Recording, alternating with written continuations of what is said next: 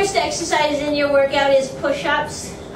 It's an oldie but a goodie, and you know, the more I learn, the more I really appreciate push-ups for the shoulder stabilization, the core stabilization, and of course the great workout it is for your triceps and your chest. And even if you think about it, you know, think of your friends or people that you've known, and if you see a guy or a girl who can crank out, you know, 25 nice push-ups, very rarely are they, you know, out of shape and overweight, and you know, usually they're pretty fit people. So it's a great exercise and one that we can do anywhere. But I'm really going to be picky on making sure that you do them perfectly. So when you come down, I want you to come down until your elbows or your upper arm is parallel to the floor.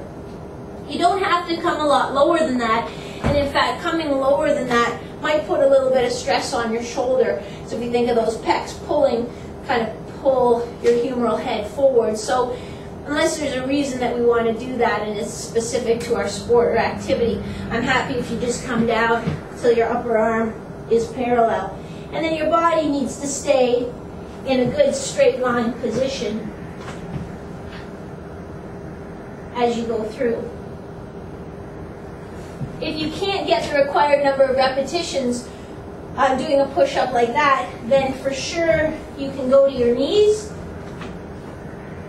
But again, make sure you keep a good straight line body position. Sometimes when people go to their knees, they start sticking their rear end up in the air. So that's where you're going to start with the push-ups.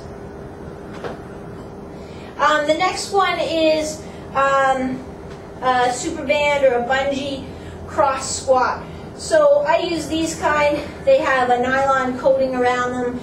It's really for safety. When I'm working with athletes, if it snaps, it stays within that nylon coating.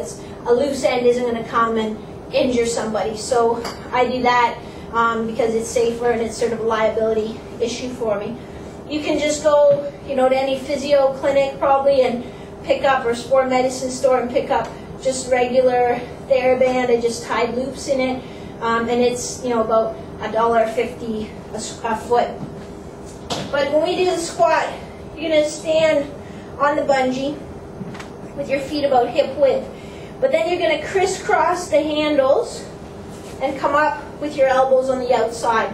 So that's why I call it a cross squat. And then I'll squat down and come up.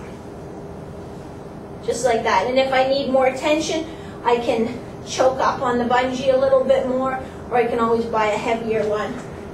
So from the side, I reach back with my bum, I keep my chest up, I keep my knees pointing straight ahead. And that's the bungee X squat. If you're doing this workout using dumbbells instead of bungees, same idea. You'll just hold the dumbbells up at shoulder level and do a nice dumbbell squat that way. Just remember reaching back with your bum first and keeping your chest up. The next exercise is going to be a bungee row. There are a couple different ways you can do it. You can, you know, if you have a pillar in your house or like spindles on a stairway that are nice and strong, you can do it there, and you can do it in a standing position. So here, just rowing straight back, keeping your shoulders down. So watch that you don't shrug your shoulders up as you row. Keep them down. If you don't have anything that you can attach your bungee to, then again, you can just choke up a little bit on the bungee, bend over, and do row just like that. Again, I want you to keep a nice flat back position and make sure you're not shrugging as you row. Other option is to do it with the dumbbells. So flat back, trying to get your torso almost flat relative to the floor. Knees are slightly bent, and a nice rowing motion like that. I always like to just pause for a second at the top of the rowing motion so that, number one, I know that I'm controlling the weight, not just generating momentum, and number two, so I can make that mind-muscle connection with those muscles between my shoulder blades. Next exercise is one that's going to work the hamstrings, the glutes, and the low back. I really want you to focus on your glutes or your butt muscles and really think about squeezing them hard and making them do a lot of the work. But it's just a glute bridge. So I place my heels on the ball. My arms, when I start, they can be on the floor. I'll come up into this position, making a nice straight line. As I get better at it, I'll lift my hands up. So that will require more stabilization through my torso. If you don't have a stability ball yet, that's no problem. You can do it with your feet on the floor, coming up and squeezing your glutes. Just make sure that you press straight down into the floor through your heels. Don't let the pressure go to the balls of your feet. It's the difference between using your quads and your glutes.